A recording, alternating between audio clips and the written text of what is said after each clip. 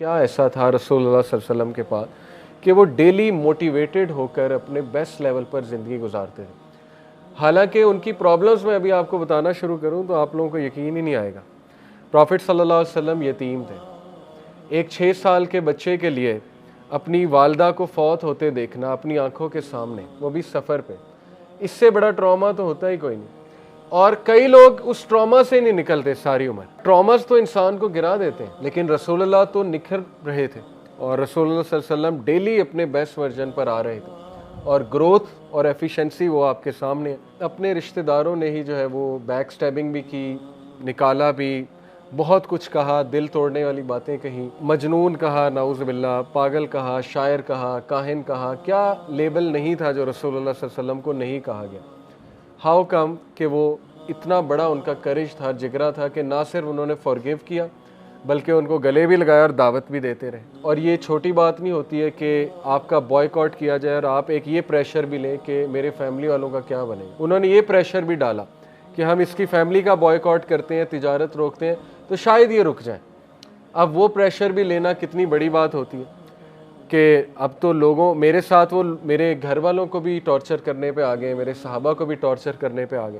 اس کے بعد آسانی آنی چاہیے تھی شیب ابی طالب کے بعد، جنرلی اسپیکنگ.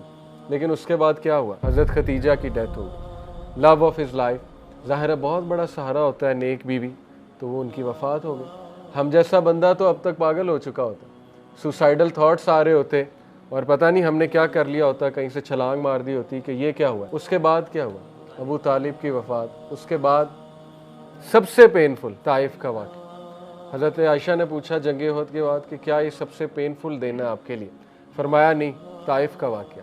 اور طائف میں خود گیا ہوں، اس کی گلیوں سے ابھی تک ایک سیڈنس اور ایک غم ٹپک رہا ہے. وہاں جہاں ہمارے رسول اللہ صلی اللہ علیہ وسلم کو پتھراؤ کیا گیا، وہ ایک عجیب سی غم زدہ سی جگہ ہے. اس کے بعد کیسے آپ امیجن کر سکتے ہیں کہ سم ون میں اسٹینڈ اپ؟ طائف کے بعد ہسٹورین لکھتے ہیں کہ کوئی اور ہوتا تو وہ یہاں پہ گیو اپ کر جاتا، رسول اللہ صلی اللہ علیہ وسلم کے علاوہ کوئی اور ہوتا.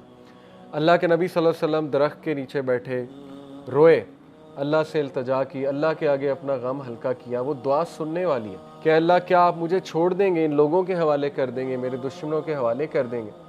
اتنے دل کھول کے اللہ سے بات کی انہوں نے.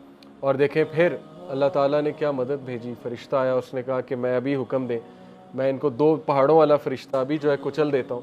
لیکن رسول اللہ صلی اللہ علیہ وسلم کا آپ جگرا دیکھیں کہ اس ٹائم پہ کہا کہ نہیں، ان کی قوم میں سے، ان کے بچوں میں سے ہدایت یافتہ لوگ آئیں گے. اور ایسا ہی ہوا. بہت سے اسکالرز طائف کے علاقے سے نکلے. اس کے بعد تو کوئی امیجن ہی نہیں کر سکتا کہ وہ کھڑا ہو جائے گا. لیکن اللہ کے نبی صلی اللہ علیہ وسلم کھڑے ہوئے اور انہوں نے اپنے ایک اور طریقہ اختیار کیا، مدینہ ہجرت کی جائے. اور مدینہ جا کر پھر پورا ایک انہوں نے اسلامی معاشرہ قائم کیا. بیٹیوں کی طلاقیں دیکھی اللہ کے نبی صلی اللہ علیہ وسلم نے. ابو لہب نے دونوں بیٹیوں کی طلاقیں کروا دی. تو باپ کے لیے تو یہی ایک کمر توڑ غم ہوتا ہے کہ بیٹیوں کو طلاق ہو گئی. پھر مدینہ جا کر بھی جو ہے وہ یہودیوں نے کبھی مشرکیوں نے سکھ کا سانس نہیں لینے دیا، ان دا سینس کے تنگ کیے رکھا.